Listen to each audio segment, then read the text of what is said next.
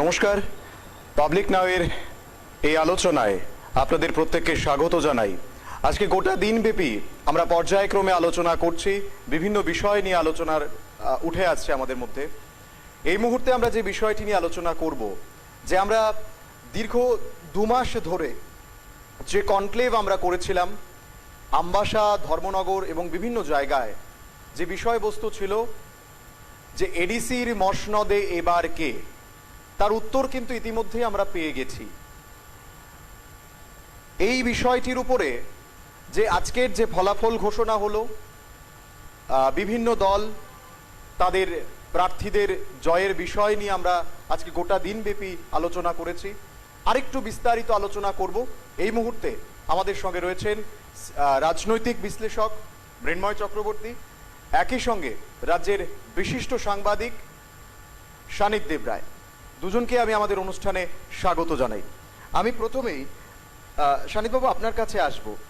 আজকের যে ফলাফল ঘোষণা হলো, দেখলাম আমরা যদি বলি যে এডিসির শাসনকাল 35 বছর, আমি যদি এডিসির সময়কাল দেখি, তার মধ্যে 25 বছর বামেদের শাসনে ছিল, মাঝখানের 2টো টার্ম বাদ দিলে। বামেদের এই বিশাল দুর্গ একটা বিশাল শক্তি, আমরা বলতে পারি একটা সাংগঠনিক শক্তি ছিল। এবারে আমরা অনেকেই ভেবেছিলাম যে এই লড়াইটা মূলত বিজেপি আইপিএফটি জোট এবং বামেদের মধ্যে হবে, মূলত বনাম সেটা হবে। তিপ্রামথাও সেখানে ছিল, কিন্তু এভাবে তিপ্রামথা 3য় নাম্বার থেকে 1ম নাম্বারে উঠে আসা কিভাবে দেখছেন আপনি? তিপ্রামথা যে 1ম নাম্বারে উঠে আসবে সেটা আমরা আজকের ফরিয়াদ কাগজে আমরা সেটা প্রথমেই দিয়েছিলাম। ইট ওয়াজ এ প্রিমনিশন, একটা কিন্তু একটা যুক্তি নির্ভর আমরা একটা বিশ্লেষণ আমরা করেছিলাম।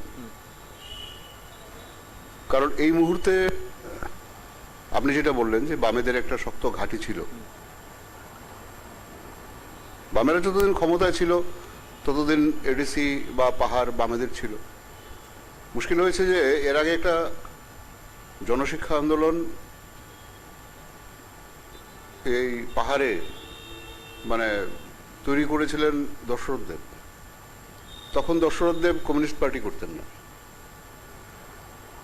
সেই তখন থেকে এই জনশিক্ষা আন্দোলন এবং প্র্যাকটিক্যালি শিক্ষাকে ত্রিপুরা রাজ্যের জনজাতিরা, তখন তো স্কুল কলেজ ছিল না, রাজার আমলে সেই একটা এমবিবি কলেজ এবং ইত্যাদি ব্যাপার ট্যাপার ছিল, তারপর ছিল না। তো সেই আমল থেকেই অ্যাকচুয়ালি আপনি যদি সেটা দেখেন একটা সিনেমার শটের মতো আর কি, এটা আপনার রাজতন্ত্রটা ফেড আউট হচ্ছে, ডেমোক্রেসিটা যখন ফেড ইন করছে, ঠিক তখনই জনশিক্ষা আন্দোলনের শুরু।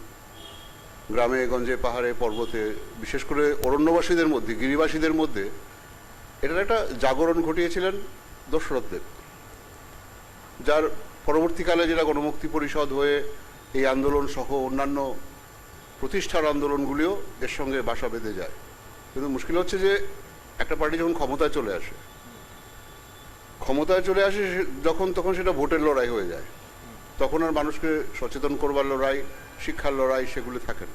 তবুও এই আন্দোলনের একটা সুফল তো হয়েছে।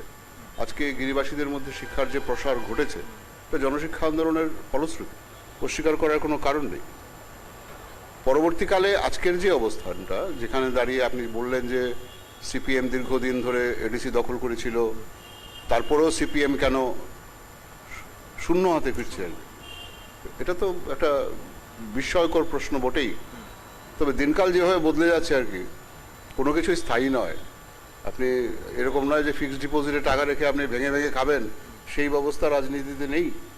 কারণ বাইরের যে বিশ্ব, বাইরের যে সমাজ, বিশেষ করে আপনার ইন্টারনেট, সোশ্যাল মিডিয়া ইত্যাদি এসে যাওয়ার পর, টিভি ইত্যাদি এসে যাওয়ার পর খুব দ্রুত মানে পার্সপেক্টিভ বদলে যাচ্ছে।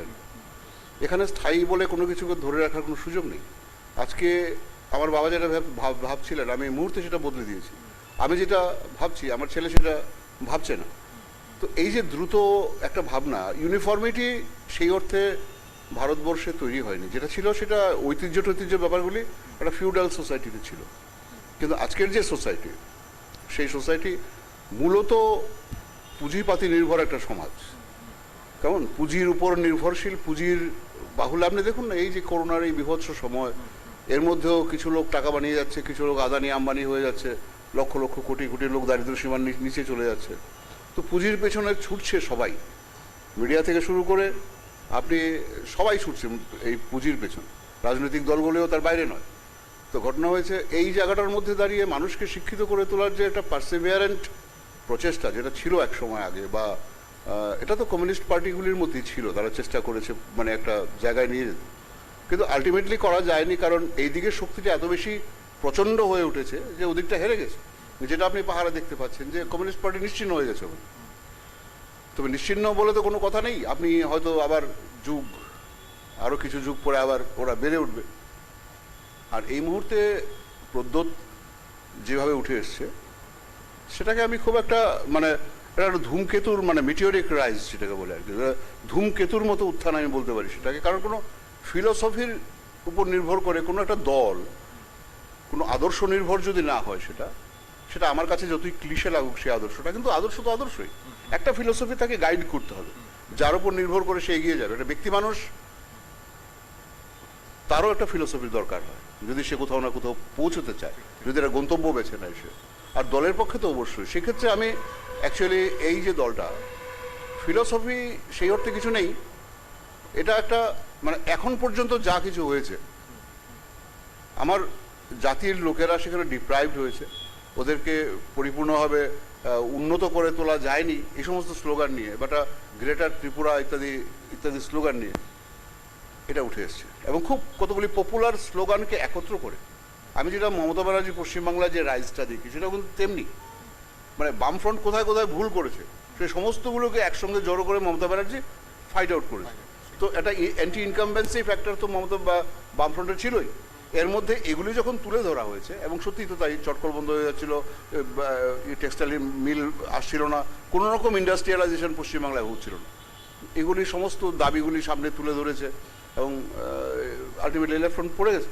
তো এখানেও ঠিক তেমনিভাবে এই পাহাড়ে যে ঘটনাটা ঘটেছে, এখানে বিভিন্ন সময় বিভিন্ন সরকার হয়েছে, ঠিক আছে, মেজর পোর্শনটা বামেদের দখলেই পুরোটা সময় প্রায় ছিল, কিন্তু মাঝে মাঝে উকি ঝুঁকি মেরেছে টিউজেস, মাঝে মাঝে উকি ঝুঁকি মেরেছে আইপিএফটি ইত্যাদি ইত্যাদি।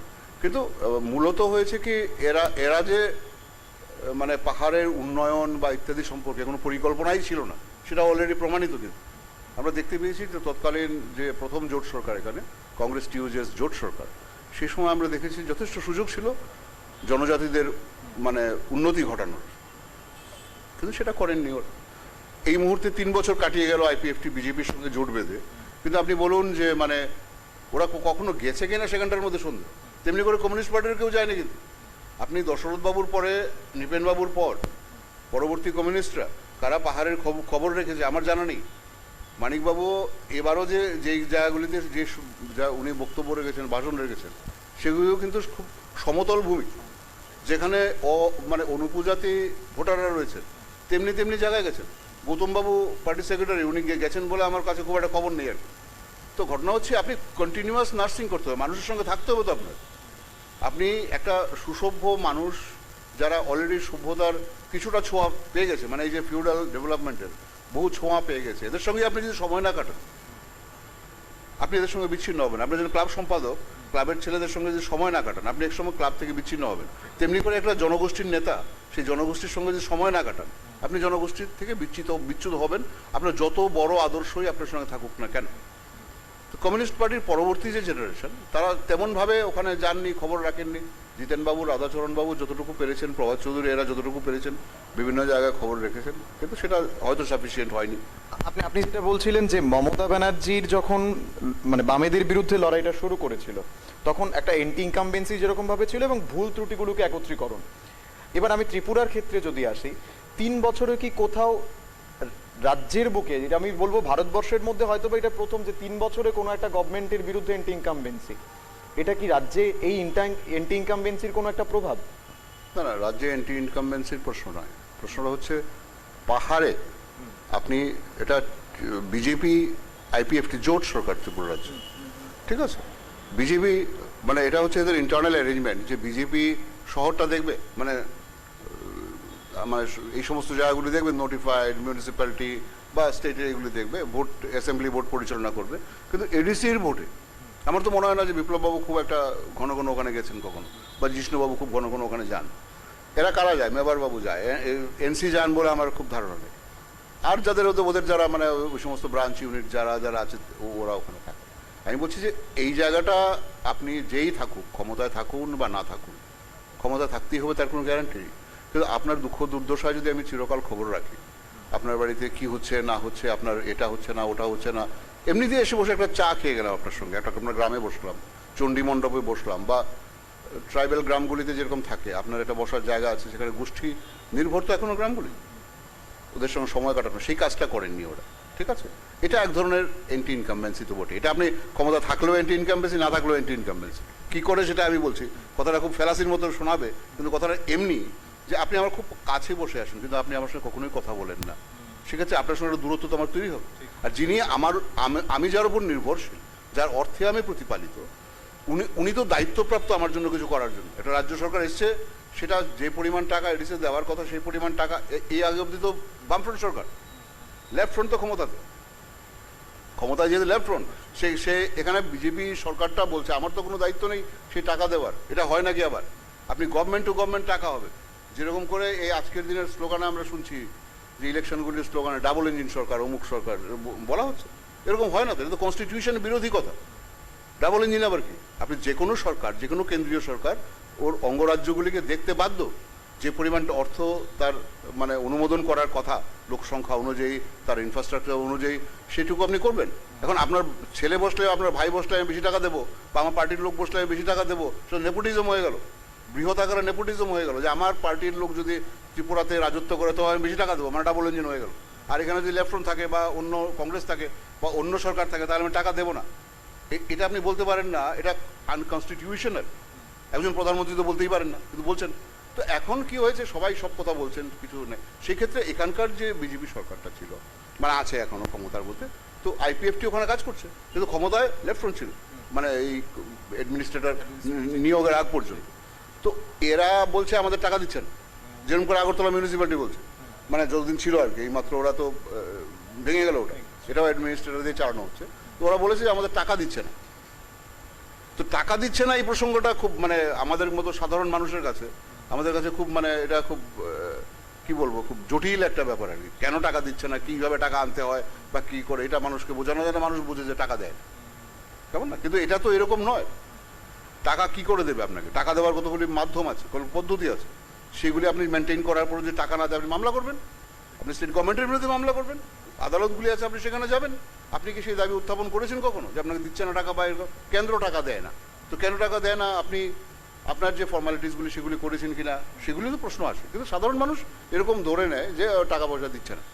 তেমনিভাবে লেফট ফ্রন্টটা যেখানে ছিল, মানে এডিসির দায়িত্বে যে লেফট ফ্রন্ট সরকারটা ছিল, বা এডিসিতে যে লেফট ফ্রন্ট ছিল, তারা বলেছে টাকা দেয় না, আমরা ডেভেলপমেন্ট করিনি। এখন হয়তো এটাই যুক্তি হয়ে দাঁড়াবে যে আমরা এই সময়টাতে আমরা বিজেপির স্টেটের ক্ষমতায় আসার সময়, এই যে 3 বছর সময়, এই 3 বছর আমরা কোনো ডেভেলপমেন্ট করতে পারিনি, বিকজ আমাদের কাছে কোনো টাকা পয়সা আসেনি। এগুলি বললে তো হবে না। আপনি টাকা পাননি, সেটা আপনি মানে জাস্টিফাই করেননি কোথাও। এবার এই সময়টাতে আপনার গভর্নমেন্ট, এরা আইপিএফটি কাজ করেনি। আইপিএফটি কেন কাজ করেনি?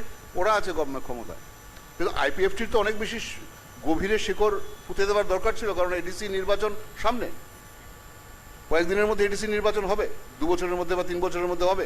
তো আপনি কেন কাজ করলেন না সেখানটার মধ্যে? আপনি কেন আরো গভীরভাবে আপনার জনজাতিদের দুঃখে কাতর হলেন না, বা এদের সমস্যাগুলি সমাধানের চেষ্টা করলেন না? করেননি। এদিকে লেফট ফ্রন্ট যেটা, যারা ক্ষমতায় ছিল এডিসি, এরা টাকা পায়নি বলে করেনি। আর যাদের করার কথা, যারা জোটে আছে, যাদের উপর দেখা, বা বিপ্লব বাবু হয়তো এদের উপর নির্ভর করে যে এরা যোগাযোগ বাড়াবে, সেখানে ওরা সংগঠন করেনি। আমরা কেন করবো? আমরা আসি আগে, ক্ষমতা তারপর করবো। এই ফেলাসিতে পড়ে বা এই ফাঁকে পড়ে মানে ওখানে কেউই সংগঠন করেনি। আর দরিদ্ররা দরিদ্রতর হয়েছে, উন্নয়নের স্লোগান মানে নদীর জলে ভেসে গেছে। আলটিমেটলি যেটা হওয়ার সেটা হয়েছে, এবং মানুষ যে বুঝতে পারে, প্রত্যন্ত অঞ্চলে থাকলেই আমাদের ধারণা যে আমরাই সবচেয়ে বড় বোঝদার, অন্যরা কিছু বোঝেন না, সেটা তো আমাদের ভারতবর্ষের কৃষি আন্দোলন থেকেই বোঝা উচিত।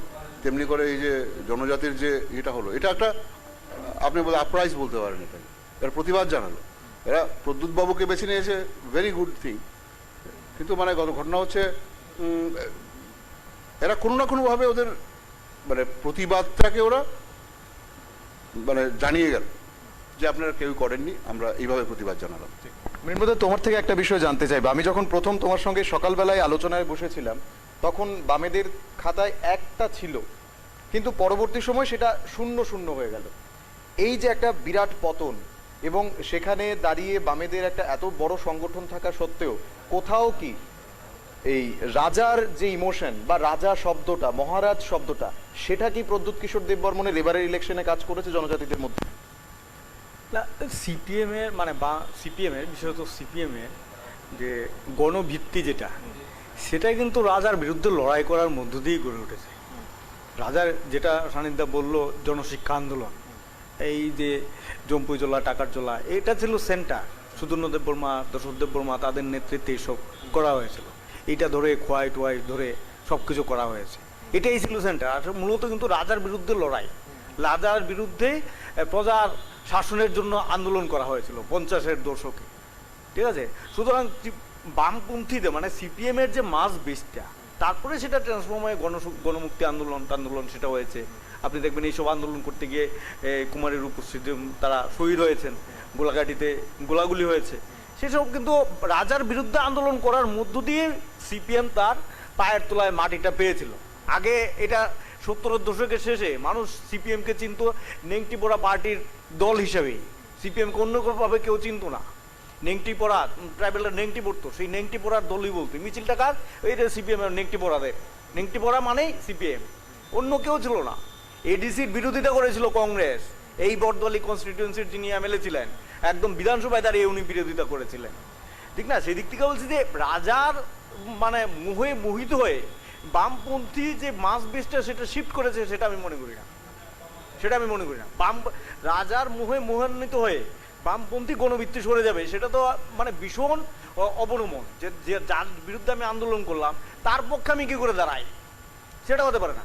এটা হচ্ছে যেটা সান্নিধ্যা বললেন যে এটা হচ্ছে তাদের শাসনের ফলে একটা বামপন্থী আন্দোলনটাকে আপনি দেখুন কোন জায়গায় নিয়ে গেলেন। এটা হয় 3 বছরের শাসনে আপনি যদি টাকা নাই পেয়ে থাকেন, সেটা তো আপনি পাবলিক ফোরামে জনগণের কাছে আপনি আনেন।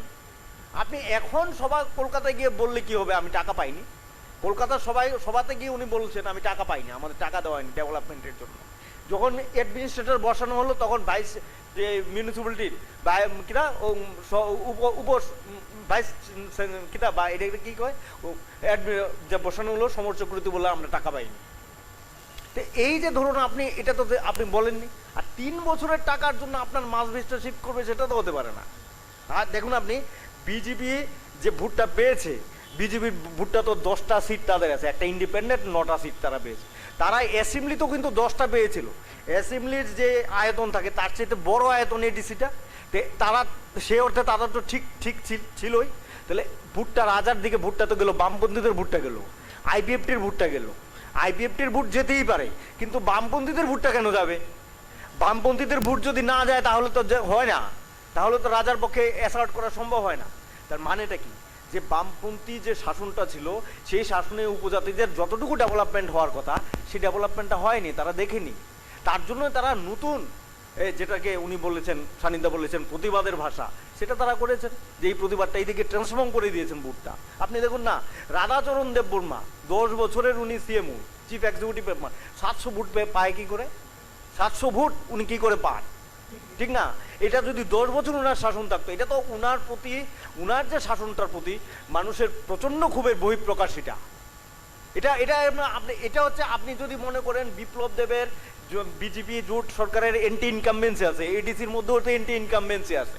আজকে যেমন ওয়েস্ট বেঙ্গলে আপনি মমতার বিরুদ্ধে এন্টি ইনকামবেন্সির কথা বলেন, তার জন্য আপনি 2টা প্রধান শত্রু বলেন, ঠিক সেম ভাবে আপনি এখানেও বলছেন, তো এটা ঠিক না? এটা তো আপনারা এখানেও বলছেন। সেই আমি শারিদবাবু আপনার কাছে আসবো। আরো একটা বিষয়, এই যে আমরা একটা দেখলাম যে আজকে যখন বিজেপি প্রার্থী তালিকা ঘোষণা করলো, বিজেপির মতো একটা এত বড় রাজনৈতিক দল, এবং বর্তমানে সেটা এই বলা যায় যে বিশ্বের একটা বৃহৎ দল যেটাকে বলা হয়, সেই বিজেপি দল রাজ্যে যখন তাদের প্রার্থী তালিকা এডিসির জন্য ঘোষণা করছে, যখন আইপিএফটি একবার রাজার সঙ্গে চলে যায়, পরবর্তী সময় আবার তারা বিজেপির সঙ্গে আলোচনা করে সিট নিয়ে যখন ভাগাভাগি হয়, তখন বিজেপি 11টা হচ্ছে তাদের তারা এককভাবে লড়াই করবে এবং 3টাতে ফ্রেন্ডলি ফাইটিং, ধরে নিতে পারি 14টা এবং আইপিএফটি 14টা। এই যে 50-50, এইটা কেন, বা এইটার জন্য কি কোথাও বিজেপির যারা সঠিক অর্থে যারা কার্যকর্তা, তাদের ভোটটাও কি রাজার দিকে গেল এই আক্ষেপের জন্য যে আমাদের প্রার্থী, আমাদের দল আমাদের এখানে প্রার্থী না দিয়ে আইপিএফটিকে প্রার্থী দিল, আমাদের দলের প্রার্থীকে প্রার্থী না করে অন্য দলের প্রার্থীকে প্রার্থী করলো, এইটা কি কোথাও ভোট মানে যে শেয়ারটা ট্রান্সফার হওয়ার কোনো কারণ হতে পারে? মাই ডিয়ার ফ্রেন্ড, এটা তো খুব খুব স্বাভাবিক। একটা দল তার নিশ্চয়ই এই সংক্রান্ত কোনো একটা কমিটি থাকবে, সে কমিটি থেকে নির্ধারণ করবে যে কারা প্রার্থী হবেন আর কারা হবেন না। সেক্ষেত্রে নিশ্চয়ই বিজেপির বা আইপিএফটির একটা যৌথ, যেহেতু এরা শরিক, ভোট শরিক, সেহেতু নিশ্চয়ই একটা মাঝামাঝি একটা কমিটি থাকার কথা যেটা প্রার্থী নির্বাচন করবে। সেক্ষেত্রে চূড়ান্ত ভুল বোঝাবুঝি না হলে এবং সাংগঠনিক শৃঙ্খলা না থাকলে তবেই এই গোজ প্রার্থী, নির্দল প্রার্থী এগুলি দাঁড়িয়ে যায়, নাহলে তো এগুলো দাঁড়াবার কথা না। দাঁড়াবে কেন?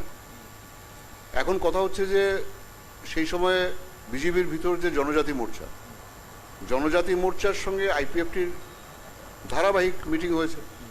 ধারাবাহিক মিটিংয়ে ওদের সিট, আসন সংখ্যা, ডিস্ট্রিবিউশন নিয়ে ওদের মতানৈক্য হয়েছে। বিষয়টা চিফ মিনিস্টার অবধি গেছে। চিফ মিনিস্টার আলটিমেটলি বলেছে যে ঠিক আছে, আইপিএফটি যেহেতু জোটকে সঙ্গে নিয়েই আপনারা এগোন। কিন্তু জনজাতি মোর্চার ক্ষেত্রে হয়তো এটা খুব ছিল যে আমরা একাই লড়ব, কারণ আইপিএফটি ওরা বুঝতে পেরেছিলেন যে আইপিএফটি এই রেজাল্ট করবে, আইপিএফটির জনভিত্তি প্রায় শূন্য হয়ে গেছে, ফলে আমরা একাই লড়তে চাই, যা হবার আমরা একাই লড়ব। সেটা ওরা মুখ্যমন্ত্রীকে কনভিন্স করার চেষ্টা করেছিল, সেটা আপনারাও কাগজপত্রে দেখেছেন, আমাদের কাগজেও বেরিয়েছে, সব কাগজে বেরিয়েছে। তো সেই সময়ে এই জায়গাটা হচ্ছে টার্নিং পয়েন্ট আমার যেটা মনে হয়। তো এখন এই ওরা জনজাতি মোর্চার যারা আছে, যেরকম করে পশ্চিমবাংলায় সিঙ্গুর, নন্দীগ্রামে যখন আন্দোলনটা হলো, কৃষকের জমি নেওয়া নিয়ে যে আন্দোলনটা, সেটা প্রধান যে অভিযোগ সিপিএমের বিরুদ্ধে আসে সেটা হচ্ছে যে আপনি সিপিএমের একটা কৃষক সভা বলে একটা আলাদা উইংস আছে, সেটা কৃষকদের ম্যাটারগুলো ডিল করে এবং কৃষকদের সংগঠনগুলিকে দেন, তাই তো? তো সেই ক্ষেত্রে আপনারা কমিউনিস্ট পার্টির বিরুদ্ধে যে কথাটা এসছে বা কমিউনিস্ট পার্টিকে যে কথাটা বলা হয়েছে, আপনারা আপনাদের এত বড় সংগঠন কৃষক সভা, এদের সঙ্গে কথা না বলে মন্ত্রী বা মুখ্যমন্ত্রী বুদ্ধবাবু নিজে থেকে সিদ্ধান্ত নিয়ে গেল কেন? ঠিক আছে, এটা পরবর্তীকালে যারা রেজ্জাক মোল্লা বা হান্নান মোল্লা প্রত্যেকেই সেটা বলেছে, যারা কৃষক আন্দোলনের নেতা, যে আপনি তো কৃষক সভার সঙ্গে কথা বলেননি, টাটাকে ডেকে এনেছেন বা যাই করেছেন কৃষকদের সঙ্গে। সেটা তেমনি করে এখানে যদি জনজাতি মোর্চা বলে একটা মোর্চা থেকে থাকে এবং if it is assign to see the matters of ADC, so they will see it normally. সেখানে মুখ্যমন্ত্রী হোক কি প্রধানমন্ত্রী হোক, অন্য কারোর কথা বলার কথাই নেই। কিন্তু উনি হয়তো কোথাও না কোথাও একটা বাধ্যবাধকতার মধ্যে ছিলেন, যে উনি বুঝতে পারছিলেন যে আইপিএফটিকে বাদ দিয়ে এই মুহূর্তে যদি আমরা চলতে যাই, কারণ রাজার যে ইনফ্লুয়েন্সটা, প্রদ্যুৎবাবুর যে ইনফ্লুয়েন্সটা এত বেশি বাড়ছিল যে উনি আইএনপিটিকে গ্রাস করে নিয়েছেন, অনিমেষ দেববর্মাকে বের করে নিয়ে এসেছেন, উনি পাতাল কন্যাকে নিয়ে এসেছেন ওনার সঙ্গে। তো উনি বুঝতে পারছিলেন যে আইএনপিটি কে নিয়ে এই ত্রিপুরামথা বা অন্যান্য দলগুলিকে নিয়ে এবার আইপিএফটিকে গ্রাস করতে চাইছে। আমরা যদি আইপিএফটিকে ছেড়ে দিই, তাহলে আইপিএফটি বিজেপি যদি আইপিএফটিকে ছেড়ে দেয়, তাহলে আইপিএফটি হয়তো জয়েন করে যাবে গিয়ে ত্রিপুরামথার সঙ্গে, তাতে ত্রিপুরামথা আরও পাওয়ারফুল হয়ে যাবে। উনি হয়তো সেটা তখন করতে দেননি। এটা আবার জনজাতি মোর্চা, বিজেপির যে জনজাতি মোর্চা, সেটা বুঝতে পারেনি। এখানে পরস্পর যেগুলি ব্যাপার ঘটেছে বলে আমার মনে হয়, সেগুলি অনেক ক্যালকুলেশনের ব্যাপার এবং সেগুলি পরবর্তী সময় হয়তো এগুলো ডাইভার্সড হবে, লোকসম্মুখে আসবে। এটা আমরা যারা সাংবাদিক, আমরা তো কাজটা করি একটা ইনফরমেশনের ভিত্তিতে, বাকিটা আমরা আন্দাজে লাগিয়ে এটার সঙ্গে সেটা আমরা জুড়ে দিই কাজটা। তো আমাদের যেটা মনে হয় যে টোটাল একটা ভুল বোঝাবুঝির শিকার হয়েছে বিজেপি এবং আইপিএফটি উভয়ই। ঠিক আছে, আইপিএফটিও সঠিক ডিসিশন বিজেপির কাছ থেকে as an elder brother, এল্ডার team member, সেটা সে পাচ্ছিল না। গ্রুপ লিডার ক্যাপ্টেন থেকে যে যতটুকু তার নির্দেশ আসার কথা, ততটুকু নির্দেশ আসছিল না। They were becoming confused. এবং বিজেপির ক্ষেত্রে ওরা আইপিএফটিকে বিশ্বাস করতে পারছিল না, কারণ বিজেপির কাছে খবর ছিল যে আইপিএফটি অলরেডি তার শিকড় কেটে গেছে ওখানে পাহাড়, এবং সেটা সঠিক যে প্রমাণিত। কিন্তু তা হলেও এবং এদিকে আবার আরেকটা বাধ্যবাধকতা ছিল যে এই সত্যি শিকড় কেটে গেছে জেনে যদি ছেড়ে দিই ওদেরকে, তাহলে আর আইপিএফটি মিশে যাবে গিয়ে ত্রিপুরামথার সঙ্গে। এতে Tripura Motha will be more powerful. কি করা ওই সময়টার মধ্যে, সময় চলে আসছিল, নমিনেশন ফাইলিংয়ের সময় চলে আসছে, এই সব মিলিয়ে ওখানে একটা ডিস্টারবেন্স তৈরি হয়েছে, যে ডিস্টারবেন্সের কারণে আজকে আমরা টোটাল সেটব্যাকটা দেখতে পাচ্ছি। এই সেটব্যাকটা মানে আমি যদি সত্যিকারের অর্থে দেখি, এটা না এন্টি ইনকামবেন্সি না অন্য কিছু। এন্টি ইনকামবেন্সি আমি যেটা বলছি সেটা যদি এন্টি ইনকামবেন্সি হয়ে থাকে তাহলে সিপিএমের বিরুদ্ধে, কারণ পাহাড়ে ক্ষমতায় ছিল কিন্তু সিপিএম, এডিসির দায়িত্বে সিপিএম ছিল। তাহলে এন্টি ইনকামবেন্সি যদি তৈরি হয় তাহলে সেটা তো সিপিএমের বিরুদ্ধে তৈরি হবে। আর এজ এ হোল স্টেট পরিচালনার ক্ষেত্রে যদি মানুষের অভিযোগ থেকে থাকে যে স্টেট পরিচালিত হচ্ছে না ঠিক মতো, বা সিপিএমের কথা যদি বিশ্বাস করে থাকে যে ওরা টাকা দিচ্ছে না, তাহলে সিপিএমকে তো জিতিয়ে দেবে। তো সিপিএম এর সিটগুলি জিতিয়ে দিয়ে এটা প্রমাণ করবে যে ইয়েস, তোমার কথা আমরা বিশ্বাস করেছি যে তোমাকে টাকা দিচ্ছে না, এর জন্য আমরা তোমাকে সাপোর্ট করছি, আমরা বিজেপিকে ভোট দেবো না। কিন্তু বিজেপি তো 8টা সিট জিতে গেল, সিপিএম শূন্য হয়ে গেল। তাহলে এই জটিল অঙ্কটা আজকে এই মুহূর্তে দাঁড়িয়ে সবটার মানে একটা কনক্লুশনে পৌঁছানো খুব মুশকিল। এটা হয়তো 1-2 দিন লাগবে আরো, মানে কিন্তু খুব জটিল। এবারের এডিসি নির্বাচনের যে রেজাল্ট এবং এই যে ত্রিপুরামথার আকস্মিক ভিক্টরি, সাডেন ভিক্টরি, আমি বলবো যে ত্রিপুরামথা এই সময়টাকে ব্যবহার করে, এই জটিল সময়টাকে ব্যবহার করে একটা ফায়দা লুটে নিয়ে দাঁড়িয়ে গেছে। এটা খুব মানে একটা পরিকল্পিত দলও নয়, পরিকল্পিত সংগঠনও নয়, এটা শুধু মানুষের অসন্তোষগুলিকে কাজে লাগিয়ে জিতে চলে এসছে ক্ষমতায়। ঠিক আছে, এই যে জায়গাটা ত্রিপুরামথা তৈরি করেছে, এর অনেকগুলি, ওই যে বললাম যে আপনার যত অসন্তোষ, আপনার বাবা আপনাকে কোট কিনে দেয়নি, আপনার বাবা আপনাকে ওটা কিনে দেয়নি, গাড়ি কিনে দিল না, আরে সবাই বাবারা দিচ্ছে, আপনার সবাই অমুক করছে, এগুলি বলে আপনাকে আমি পটিয়ে আপনাকে একটা জায়গায় কিছুদিনের জন্য এনে রাখতে পারবো। কিন্তু যখন আপনি রিয়েলাইজ করবেন না এটা দেওয়ার কথা না, আমার বাবা যে ইনকামিং গ্রুপের মেম্বার, উনি হয়তো আমাকে একটা গাড়ি কিনে দেওয়া বা কোট কিনে দেওয়া বা টাই কিনে দেওয়া সেটা সম্ভব নয়। এই যতটুকু দিয়েছে I am satisfied with my father. আপনি যখন বুঝবেন you go back again to your father's camp. এটা সাময়িক একটা বোঝানো যায়, যেটা করা যায় সেটা হয়তো করেছেন, করে হয়তো একটা জায়গা তৈরি করেছেন। আলটিমেটলি এই জায়গাটা কতটা থাকবে যদি পারেন তো ভেরি গুড, কারণ উনি কিন্তু এই জায়গায় থেমে থাকবেন না, আমি আপনাকে বলছি। His target is bigger. Pradyot Kishore Manikya উনি রাজার ছেলে, ফলে রাজার মতো উনি মানে রাজ্যের ক্ষমতাই চাইবেন উনি আলটিমেটলি। এতে বিপ্লব বাবুর বিপদ আগামী দিন বাড়ছে, মানে একদম বাড়ছে। এটা কোনো মানে এটা পরিষ্কার যে এডিসির ক্ষমতা দখল করবার জন্য উনি ওখানে যায়নি। এডিসি ওনার একটা অঙ্গ, সেটা উনি জয় করেছেন এবং খুব ইজিলি জয় করেছেন, নেমেই জয় করেছেন। এবং এবার উনি স্টেটের দিকে লাফাবেন, এবং স্টেটের দিকে লাফানোর জন্য যে যে কাজগুলি করবেন, কারণ অলরেডি গ্রেটার ত্রিপুরা বা মানে সিএকে সমর্থন করা বা বলির কথা, যেটা আমাদের রবি ঠাকুর যার বিরুদ্ধে তীব্রভাবে ক্ষোভ প্রকাশ করে অলরেডি বিসর্জন এবং রাজর্ষি লিখেছেন, বা আমরা দেখেছি মাণিক্য রাজারাই এই বলির প্রথার বিরুদ্ধে গিয়েছিলেন, সেই বলির প্রথাকে সমর্থন করে দিলেন উনি। তো সেখানে ওনার কোনো ফিলসফি ওনাকে আটকাচ্ছে না, পপুলার যুক্তিগুলিকে উনি সামনে আনছেন ভোটে জেতার জন্য। যা যা পপুলার, না ওটা করেছে, মদ খেয়েছে, কি হয়েছে, করো, খাও খাও মদ খাও, ও রেপ করেছে, কি হয়েছে, করতে পারে হয়তো মধ্যে। এমনি যদি কেউ করতে চায় তাহলে পরে কিন্তু সমস্যা হয়ে যাবে। এতে করে বৃহত্তর যে মানে মানুষ, এই সংখ্যাগুরু বা যারা আছেন তাদের একটা সমস্যার সামনে পড়তে হতে পারে আগামী দিন। তো এই সমস্ত কিছু মাথায় রেখে উনিও এগোবেন, মানুষের তরফ থেকেও বাধা আসবে, এখানে বিজেপিও ফাইট করবে, সিপিএম হয়তো আবার এই ফাঁক ফোকর দিয়ে বেরিয়ে আসবার চেষ্টা করবে। এই সমস্ত কিছু মিলিয়ে আগামী দিন খুব জটিল হচ্ছে ত্রিপুরার অবস্থা, সেদিকে আপনাদের আমাদের নজর রাখতে হবে সবার, দেখা যাক কি হয়। মৃন্ময়দা, আরো একটা বিষয়, যে বিষয়টা আমি সানিদবাবুর কাছে জানার চেষ্টা করছিলাম, যে বিজেপি দল যখন তাদেরই আসন সংখ্যা নিয়ে ভাগাভাগির কথা বলছিল, তখন তাদের দলেরই একটা অংশ কোথাও কোথাও নির্দল প্রার্থী দাঁড় করিয়েছে। আমরা এবার দেখলামও যে কিছু নির্দল প্রার্থী থেকে কয়েকজনকে আবার বহিষ্কারও করা হয়েছে নির্দল প্রার্থী হিসেবে দাঁড় করানোর জন্য। কিন্তু কুলাই চাম্পাহাওর এমন একটা সিট ছিল যেখানে বিজেপির জন্য অনেকটাই সাংগঠনিক শক্তি সেখানে ছিল, কিন্তু সেই কুলাই চাম্পাহাওরেও বিজেপি সেখানে ধরাশায়ী, কারণ আইপিএফটি ধরাশায়ী, আমি বলতে পারি বিজেপি আইপিএফটি ধরাশায়ী। সেখানে নির্দল প্রার্থী সেখানে দাঁড় করানো হয়েছিল, বিশাল সংখ্যায় বিজেপি সমর্থকরা সেই নির্দল প্রার্থীর সঙ্গে মিছিলে সামিল হয়েছিল। এই বিষয়গুলো আজকের এই বিজেপির ফলাফল বা আইপিএফটির ফলাফলের পেছনে, বিজেপি জোটের ফলাফলের পেছনে কি কারণ হতে পারে? না, এটা তো একটা কারণ, মানে দলের মধ্যে একটা যদি বিক্ষুব্ধ অংশ নির্বাচনে দাঁড়ায়, তাদের মধ্যেও এটা প্রকাশিত। আমি কালকে না পরশুদিন একটা অডিও টেপ শুনছিলাম, সেই অডিও টেপের মধ্যে বলছিল যে এটা মানে দলেরই একটা নীতি, একটা পলিসি করে তারা এইরকম করেছে। কারণ এই বিক্ষুব্ধ অংশটা যাতে অন্য দিকে অন্য কোনো ক্যাম্পে শিফট না করে। বিক্ষুব্ধ অংশটা যদি অন্য ক্যাম্পে শিফট করে দেয় তাহলে তো তার জয়টা মুশকিল হয়ে যেতে পারে। তার জন্য তুমি ডিসিডেন্টটাকে দাঁড় করাও, তাহলে তো ডিসিডেন্টটা এদিকে ভোটটা আটকে গেল। যদি বেরিয়ে যায় তাহলে সে ফিরে আমার পার্টিতেই চলে আসবে। সে যদি জিতেও নির্দল জিতে, সে তো শেষ পর্যন্ত সিপিএমে যাবে না, তীব্রমথায় যাবে না, সে বিজেপির মধ্যেই চলে আসবে।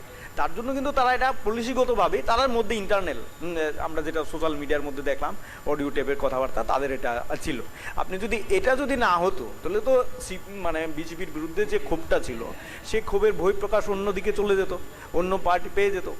এখন আপনি দেখুন যে তারা যেটা আজকে প্রেস মিট করে যেটা বলেছে যে আমরা স্যাটিসফাইড, ঠিক না, আমরা খুব খুশি, আমরা এতটা সিট পেয়েছি, ঠিক আছে, আমরা আমাদের পার্সেন্টেজ মানে জেতার যে হারটা সেটা অনেক বেশি, ঠিক আছে না, কারণ আমরা জোটের বাধ্যবাধকতার জন্য এটা করেছি। আমরা বলিনি তো আমরা সবটা আসন দিয়েছি, 28টা দিয়েছি, কিন্তু যতটুকু আমরা দিয়েছি তাতে আমাদের মার্জিনটা অনেক ভালো, আমরা স্যাটিসফাইড, আমরা হারিনি, এটা তারা বলেছে। এটা তাদের কাছে কিন্তু একটা কনফিডেন্স লেভেলটা কম ছিল। এই যে জোটের বাধ্যবাধকতা, এটা কিন্তু স্টেট বিজেপির মধ্যে কনফিডেন্সটা যে আমি এডিসির মধ্যে কতটুকু সিট পেতে পারি, হ্যাঁ, এই যে আমার কনফিডেন্সটা, এই কনফিডেন্সটা কম ছিল, যার জন্য তারা এখন বলছে জোটের বাধ্যবাধকতা। কারণ তারা যদি এটা তারা আন্দাজ করতে পারতো যে আমরা, কারণ 2018 সালেও তারা কিন্তু এটা বুঝতে পারেনি যে এইভাবে টোটাল বেসটা শিফট করে সিপিএম থেকে 10টা ভোট চলে আসবে, কংগ্রেসের 32টা ভোট চলে যাবে, এটা তারা বুঝতে পারেনি। কারণ এটা যদি এটা সিপিএমও বুঝতে পারেনি এভাবে পরিবর্তন হয়ে যাবে, তার জন্য তারা কিন্তু এটা বুঝতে পারেনি। ক্ষোভটা যে শুধুমাত্র আইপিএফটির মধ্যে ছিল সেরকম না, তাদের বিরুদ্ধেও ক্ষোভ ছিল, তাদের বিরুদ্ধেও তো খুব ছিল, না থাকলে তাদের মধ্যে বিক্ষুব্ধ অংশ দাঁড়ায় কি করে, তারা দাঁড়িয়েছে খুব ছিল বলেই। আর এটা কিন্তু তাদের যে কর্মসূচিগুলি আপনি দেখবেন 3 বছরই কিন্তু তারা এডিসি ডেভেলপমেন্টের জন্য এমন কিছু করেননি, যেটা তারা মডালিটি কমিটি বানিয়েছেন, এই কমিটির কোনো কার্যকারিতা নেই, সংবিধানে কিচ্ছু নেই, ঠিক না, কিন্তু তারা যুক্তরাষ্ট্রীয় কাঠামোটারে ধ্বংস করার জন্য তাদের কিন্তু এটা ন্যাশনাল পলিসি, হ্যাঁ, তারা কিন্তু যুক্তরাষ্ট্রীয় যে কাঠামো, যে কাঠামোটারে তারা ধ্বংস করে, যেটা সানিধ্যা বললেন যে আমি আমার স্টেটে একটা সরকার থাকবে আর একটা অঙ্গরাজ্যে সেন্ট্রাল আর একটা থাকবে, ডাবল ইঞ্জিন, চলে আমার যুক্তরাষ্ট্র কাঠামো, আমার টাকা পয়সা সব কিছু দিতে হবে, এই যুক্তরাষ্ট্রীয় কাঠামোটা কিন্তু তারা মানে বিঘ্ন ঘটান, ভেঙে দেওয়ার চেষ্টা করে। আমি দেখবেন অ্যাসেম্বলি ইলেকশনের সময় তারা এই কাজটা করেছে, একদম কেন্দ্র এত টাকা দিয়েছে, খরচ করেনি, হ্যাঁ, পড়ে রয়েছে, এসব অভিযোগগুলি তারা তুলে ধরেছে। তো সেদিক থেকে বলছি যে সমস্ত কিছু এটা তারা যদি মনে করতো, কনফিডেন্স যদি তাদের থাকতো বিজেপি যে আমরা এডিসিটা দখল করতে পারবো, ঠিক না, তাহলে তারা একদম মানে সামনের সারিতেই চলে যেত, এটা করে নিত। তারা এটা কনফিডেন্সটা ছিল না, যেটা প্রদ্যুতের ছিল যে আমি যদি এটা করি আইপিএফটির ভোটটা আমি পাবো। আইপিএফটি কিন্তু প্রথমেই ডিসক্রেডিটেড হলো, একটা পলিটিক্যাল পার্টি কখনো এই ধরনের ডায়লেমাতে থাকলে পলিটিক্স করতে পারে না, কখনোই একটা পলিটিক্যাল পার্টি একটা পার্সন করতে পারে, হ্যাঁ, আর কখনো কোনো সময় কোনো পলিটিক্যাল পার্টি এই ধরনের ডায়লামার মধ্যে যদি থাকে, একবার আইপিএফটি, একবার তীব্রমথা, একবার বিজেপি, একবার অমুক, এটা মানুষ অ্যাকসেপ্ট করেনি, তাদের এই ডায়লামাটা রিজেক্ট করে দিয়েছে। প্রথম থেকে তারা যদি একটা পজিশনে থাকতো বিজেপির সাথেই থাকতাম, তাহলেও তাদের কিন্তু এরকম অবস্থা হয় না। কারণ আপনি দেখবেন মেবার কুমার জমাতিয়া এই যে এডিসি ইলেকশনের মধ্যে সবচেয়ে হাইয়েস্ট জোয়াটা খেলেছে, উনার স্ত্রীকে চাকরি ছেড়ে দিয়ে আপনার দাঁড় করিয়েছে, সেই জায়গায় কিন্তু হেরে গেছে। আর এটা কিন্তু সবচেয়ে বড়, আপনি দেখবেন যতটা এডিসি ইলেকশন এই ক্যান্ডিডেট হলো তার চাইতে সবচেয়ে বেশি মূল্য দিতে হয়েছে এই জায়গায়। যদি আপনি অন্য দিক থেকে দেখেন, নন প্রফেশনাল একটা লোক, হ্যাঁ, তার কোনো সময় রাজনীতির মধ্যে নেই, তাকে আমি কতটুকু কনফিডেন্ট হলে পরে দাঁড় করিয়ে দিতে পারি, ঠিক না, সেই জায়গায় কিন্তু আপনি একজন জার্নালিস্টের কাছে, সাংবাদিকের কাছে ওনাকে হেরে যেতে হলো। আর উনি তখন কমপ্লেন করছেন যে বিজেপি আমার যে শরিক আমাকে সহায়তা করেনি, এটা অনেকেই বলেছে। আপনি দেখবেন এই শুক্লাচরণ নোয়াতিয়া পরিষ্কার বলেছে, মহারাজা বলেছেন কিছু কিছু গন্ডগোল হতে পারে, কিন্তু শুক্লাচরণ নোয়াতিয়া পরিষ্কার বলে দিয়েছে যে এখানে আমাদের কাজ করতে দেওয়া হয়নি, আমাদের ভোট দিতে দেওয়া হয়নি, পরিষ্কার বলে দিয়েছে আইপিএফটি। তার মানে আইপিএফটির সাথে যে তারা জোট করেছে, এই জোট ধর্মটা যারা বলে সেই জোট ধর্ম তারা রক্ষা করেনি, এই নামে মাত্র কোথাও জোরটা করেছে, এটা হচ্ছে মানে কনফিডেন্সের অভাব। আপনি যদি এই যে জনজাতি মোর্চা বলেছে আমরা একা লড়বো, আর স্টেট বিজেপি বলছে আমরা মানে জোট ধর্ম রক্ষা করবো, বিষয়টা এটা নেই। বিষয়টা হচ্ছে আপনাকে কোথাও একটা কনফিডেন্সের ঘাটতি ছিল, বুঝতে পারি, অ্যাসেস করাটা আছে না, পলিটিক্যাল অ্যাসেস, সান্নিধ্যা বলেছে যে আমরা ইনফরমেশন পাই, তার সাথে আমরা অনেক কিছু মিলাই, কিন্তু এটা তারা অ্যাসেস করতে পারেনি যে আমরা জিততে পারি, কথাটা বুঝতে পারলেন। এই কারণে কিন্তু, কারণ নতুবা দেখবেন আইপিএফটির লিডাররা, আইপিএফটির যারা ক্যান্ডিডেট, তাদের ক্ষেত্রে আপনি দেখবেন মেবারকে ছুটে যেতে হয়েছে পরিমল দেব বর্মার কাছে কাজে নামানোর জন্য, একদম শেষ মুহূর্তে এসব করতে হয়েছে। তো এটা কেন হবে? এটা কেন হবে? আপনি ব্যর্থতাটা শুধুমাত্র আইপিএফটির না, ব্যর্থতাটা এই গভর্নমেন্টের, মানে এই দুইটা পার্টির ব্যর্থতা কিন্তু এটা। এখন তারা এটা ডিভিশন করছে, কিন্তু জোট হিসেবে তুমি লড়েছো, জোট হিসেবে কিন্তু তুমি ক্ষমতাচ্যুত হয়েছো।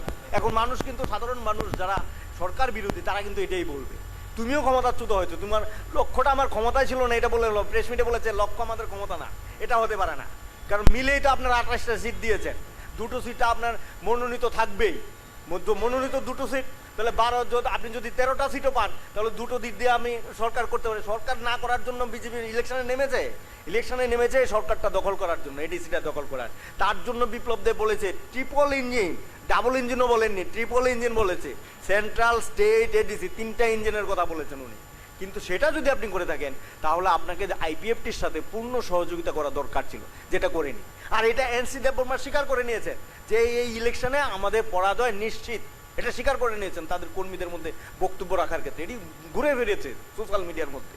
তার জন্যই বলছি যে এটা একটা ফ্যাক্টর না, তার একটা কোথাও একটা মানে অ্যাসেস করার ক্ষেত্রে ঘাটতি ছিল, যে ঘাটতির কারণে তারা ফুল ফেজে ঝাঁপিয়ে পড়তে পারে, ঠিক না? আর এই যে এই ডায়লামাটাই কিন্তু সান্নিধ্যা বলেছে, এই যে মানে গ্যারাকলটা, এই গ্যারাকলটারে প্রপার ইউজ করেছে রাজা, এইটা প্রপার ইউজ করেছে। আপনি দেখুন, উনি পরিষ্কার বলেছেন যে ইয়ং জেনারেশনকে চান্স দিতে হবে। উনি পরিষ্কার বলেছেন, আমি কমিউনিস্ট পার্টির ক্যাপিটাল পড়েছি, আমি অ্যাঙ্গেলসে বই পড়েছি, মার্কস পড়েছি, উনি এসব বলেছেন কি? হ্যাঁ না, বলেছেন এসব বলে টালে উনি কি বলেছেন যে 10% ভোট পাবে আর ইয়ং জেনারেশনকে সিপিএম ক্যান্ডিডেট করেনি। পরিষ্কার ইয়ং জেনারেশন। আপনি দেখুন ইয়ং জেনারেশনটা কোথায় গেল? ইয়ং জেনারেশন যাদের আজকে 35 বছর বয়স, তারা তো শুধু সিপিএম কে দেখে এসেছে। 25 বছর বয়স, তারা তো সিপিএম কে দেখে এসেছে, বামফ্রন্টকে, নামে বামফ্রন্ট, কাজে তো এটা সিপিএম। এইবারের ইলেকশনও আপনি দেখবেন ডেকে বামফ্রন্টের শরিকদের বলেছে আগে যা যা ছিল সেটাই আসুন তোমরা, আর তোমরা যদি ক্যান্ডিডেট না থাকে তাহলে আমরা ক্যান্ডিডেট দিয়ে দেবো, এরকম ভাবে বলা হচ্ছে। এটা শুধুমাত্র সিপিএম এর হেজিমনি এটা। এখন দেখুন সমস্ত শরিকদের মধ্যে হতাশা বিরাজ করছে যে সিপিএম এর কারণে আজকে তাদের এই অবস্থা, আর নিজেদের কিছু নেই। তার জন্য বলছি যে এই যে আপনার হেজিমনি, তাদের যে হেজিমনিটা, এই হেজিমনির জন্য শুধু ত্রিপুরা না, ওয়েস্ট বেঙ্গলও ঢুকছে তারা, সারা ভারতবর্ষে তাদের পক্ষে বামপন্থী হিসাবে তারা মনে করে একমাত্র তারাই বামপন্থী। মার্ক্সবাদের অ্যাঙ্গেল থেকে সিপিএম এর অ্যাঙ্গেল থেকে মার্ক্সবাদ দেখলে হবে, হ্যাঁ, মার্ক্সবাদের অ্যাঙ্গেল থেকে সিপিএম কে দেখতে হবে, সিপিএম এর পরিস্থিতি থেকে দেখতে হবে। মার্ক্সের পরে তাদের কথা বলে, এটা না, তারা যে শেষ কথা বলে না, দেখো তোমাদের আমি তো অবাক যে 10 বছরে 500 ফুট পায় কি করে কেন একজন করে পায়? এটা হতে পারে না যে আমি যদি জনগণের জন্য কাজ করেই থাকি তাহলে আমার ভোটটা এতটুকু কমতে পারে। ইভেন আপনি দেখবেন আইপিএফটি ওই কেন্দ্রে 3000-এর উপর ভোট পেয়েছে, রাজাচরণের কেন্দ্রে 3000-এর উপর ভোট পেয়েছে। তাহলে তোমাকে তো মানুষ একদম বহিষ্কার করে দিয়েছে মানুষে। এইবার আর তুমি বলতে পারবে না, যতই আপনি বলুন ইলেকশনের সময়ে টুকটাক ঘটনা ঘটে, আপনাদের সময় ছিল, এই সময় হতেই পারে, কিন্তু ইলেকশন কমিশন আমল দেয়নি এসব। আপনি 67টা বুথের কেন্দ্রে রিপুলের দাবি করেছে, ঠিক না? ইভিএম এর গন্ডগোলের কথাও বলেন।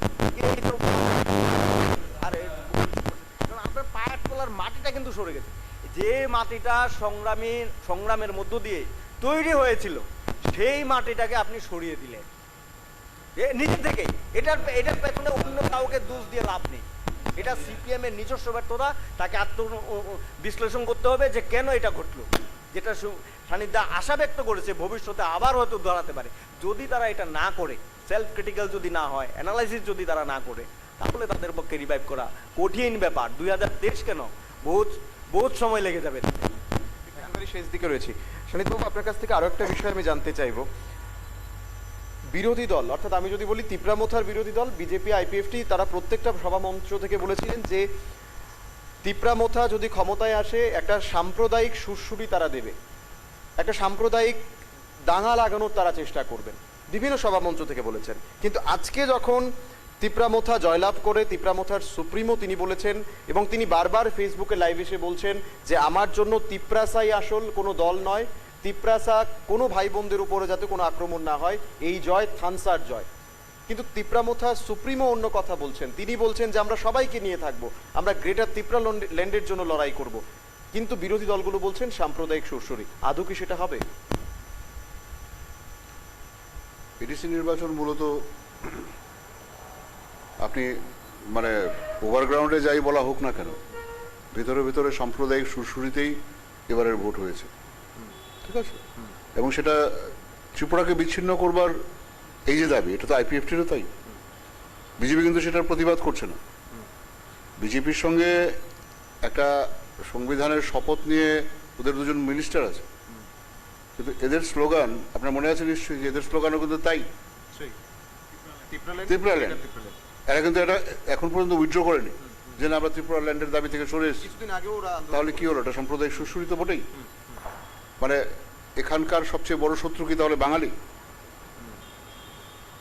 আপনি প্রদ্যুৎ কিশোর তো একটা অভিজাত বংশের ছেলে, তার দুনিয়া দেখার চোখ অনেক বড়, সে অনেক বড় বিশ্বকে দেখেছে, অনেক বড় জায়গায় থাকেন,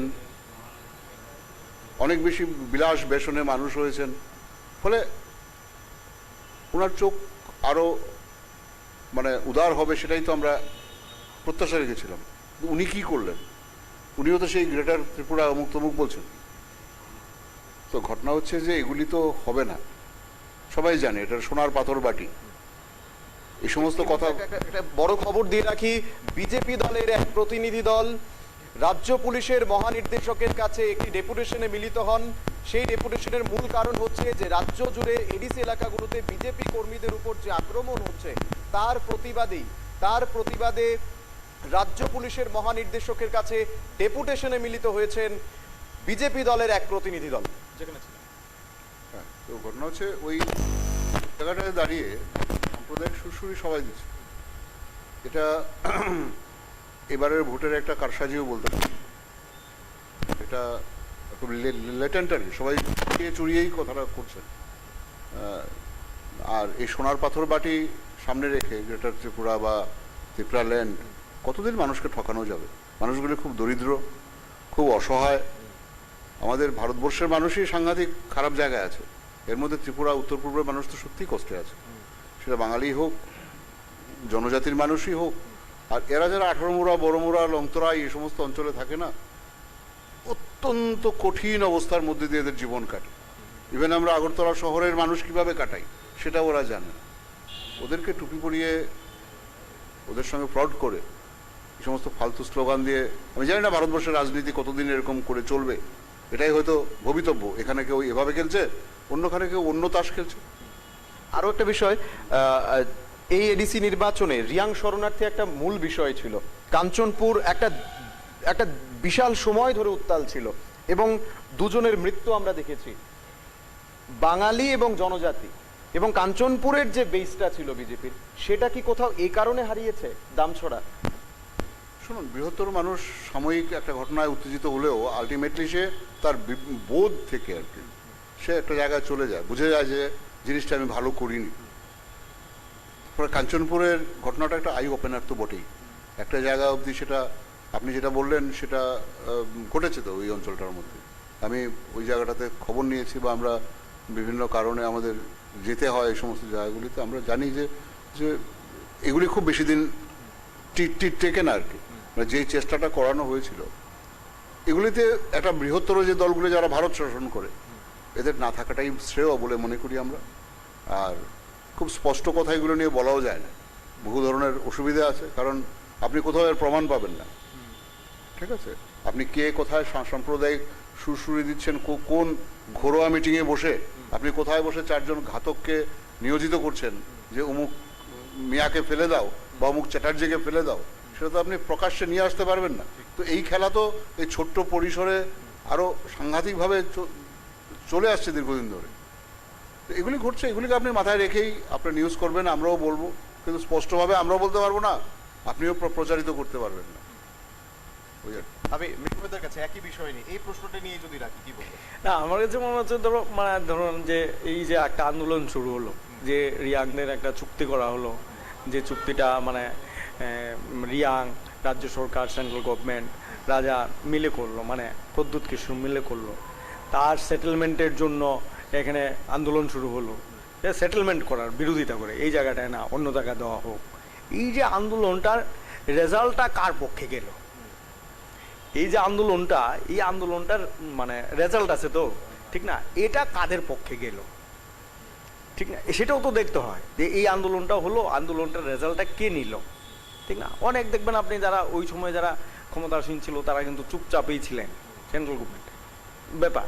কিন্তু একটা আবার তারা কেন, অনেকেই বলেছেন তারা যারা রিয়াংরা এসেছে, রিয়াংরা ত্রিপুরার যে রাজার অত্যাচারের কারণেই দেশ ছাড়া হয়েছিল, রাজ্য ছাড়া হয়েছিল, আবার রাজা এটা পুনর্বাসনে ওই সময় এই বিষয়গুলি উঠেছিল।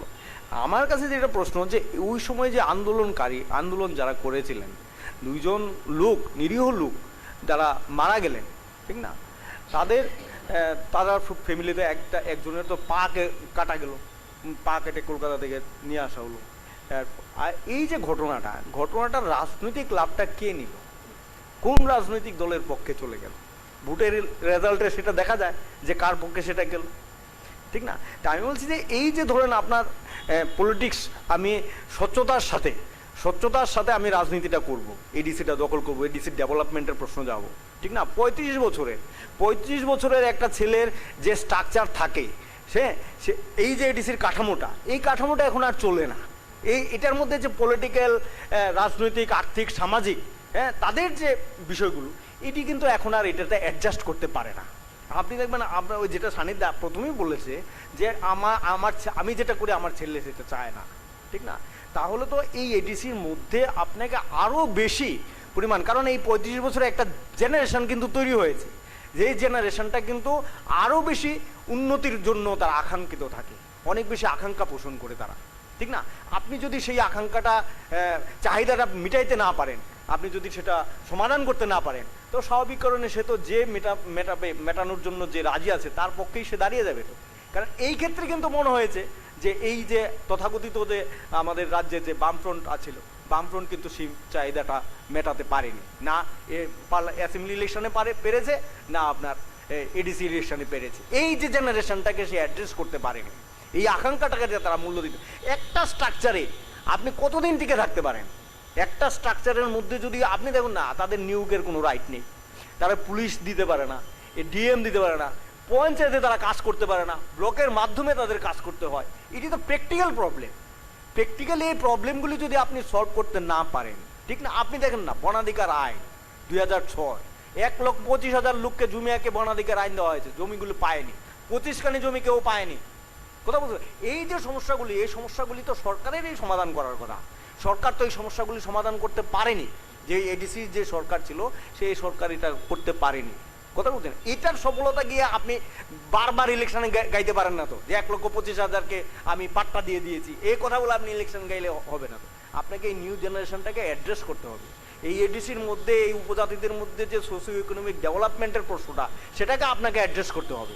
19টা কমিউনিটি আছে, 19টা কমিউনিটির সমস্ত ভাষাটাকে এখনো ত্রিপুরার যে অ্যাসেম্বলি এটা রিকগনাইজ করে না। আপনি দেখবেন প্রত্যেকটা সেশনে একটা করে হয়, 5 বছরে একটা ভাষাকে স্বীকৃতি দেওয়া হয়, 5 বছরে একটা ভাষাকে, এরকম 19টা ভাষাকে দিতে কত বছর লাগবে আপনার? তো সেদিক থেকে বলছি, যা কিছু হয়েছে এই ইলেকশনে, এটা মানে বিজেপি যে রাজ্যে যে জোট সরকার আছে, জোট সরকারটা কিভাবে আপনার মানে আজকে তাদের কথাবার্তাতে আমার যেটা মনে হয়েছে যে তারা এত বেশি স্যাটিসফাইড যে আমরা জনজাতিদের মধ্যে ভিত্তিটা গড়ে তুলতে পেরেছি, ঠিক না, যেটাকে আমরা আমাদের মধ্যে আরো নতুন লোক জনজাতির লোক আমাদের মধ্যে সামিল হচ্ছে, ঠিক না, এটার মাধ্যমে আমরা বামপন্থীদের একদম নিশ্চিহ্ন করে দেব, ঠিক না। এই যে কনফিডেন্সের জায়গাটা কেন পেলো তারা, এটা কার জন্য পেলো, এটা তোকে দেখতে হবে আপনার কার জন্য পেল। আপনি যদি মনে করেন ওয়েস্ট বেঙ্গলে মমতা বিজেপিকে এনেছে, ত্রিপুরা রাজ্যে কে এনেছে, নাকি সানিদা ত্রিপুরা রাজ্যে কে এনেছে, কার শাসনের বলে এসেছে, কার শাসনের বলে, কার মিসরুলের বলে ত্রিপুরায় বিজেপি আইপিএফটির মতো শক্তির জায়গা পায়। এই যে সাম্প্রদায়িক সুরসুরি, এনআরসির পক্ষে দাঁড়িয়ে সুপ্রিম কোর্টে মামলা চলে, একদিকে এনআরসি আরেকদিকে সিএ, আপনি সি এর বিরোধিতা করছেন, এনআরসির পক্ষে দাঁড়াচ্ছেন। আপনি খেয়াল করে দেখুন 2017 সাল 2017-16 সালে কিন্তু আইপিএফটি আপনার এই সিএ এর সমর্থনে সিএ এর বিরোধিতা করে এডিসি এলাকায় বন্ড ডেকেছিল, বন্ধ পর্যন্ত তারা করেছে। আর এই এনআরসির জন্য রাজা মামলা পর্যন্ত করেছে, সেই মামলাও এখন চলছে। ইটি তো দেখবেন এনআরসি করা মানেটা কি, এনআরসি ত্রিপুরা রাজ্যে এনআরসি করা মানেটা কি? ঠিক না, এনআরসি করুন কিন্তু এই সিএ লাগু করতে দেওয়া হবে না। এই যে জটিলতাগুলি, এই জটিলতাগুলি মানে অক্ষণ যে তীব্রমথাকে ফেস করতে হবে আগামী দিনে, ওনাকে এই সমস্ত সমস্যাগুলি ফেস করতে হবে। যদি এইগুলি তিনি ভালোভাবে ফেস করতে পারেন তাহলেই ওনার থানসা থাকতে পারে, আর আদারওয়াইজ ওনার পক্ষে থানসা রক্ষা করা সম্ভব হবে না। একেবারে অনুষ্ঠানের শেষ দিকে, সময় একেবারেই শেষ। অসংখ্য ধন্যবাদ আমাদের আজকের এই বক্তা যারা রয়েছেন তাদেরকে আমাদের সময় দেওয়ার জন্য। আর আমাদের অনুষ্ঠান এখানেই শেষ করতে হচ্ছে। আর অবশ্যই বলতে হবে যে দল আজকে আমরা দীর্ঘদিন ধরেই এডিসি নিয়ে একটা জল্পনা কল্পনা চলছিল এবং নির্বাচন অনুষ্ঠিত হয়ে যাওয়ার পর থেকে আরও একটা জল্পনা কল্পনা শুরু হয়েছিল যে কোনো দল কি সংখ্যাগরিষ্ঠতা পাবে না, বা একটা দল সংখ্যাগরিষ্ঠতা পাবে, বা এই ধরনের বিষয়। আর সবচেয়ে বেশি জল্পনা যেটা শুরু হয়েছিল যে কোনো দলই সংখ্যাগরিষ্ঠতা পাবে না, কিন্তু সমস্ত জল্পনা কল্পনার অবসান হলো একটা, যেটা শারিকবাবু বলছিলেন যে আকস্মিক জয় তিপ্রামথার।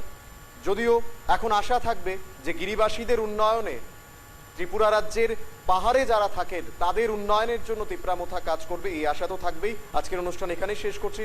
ভালো থাকবেন, দেখতে থাকবেন পাবলিক নাও। শুভরাত্রি।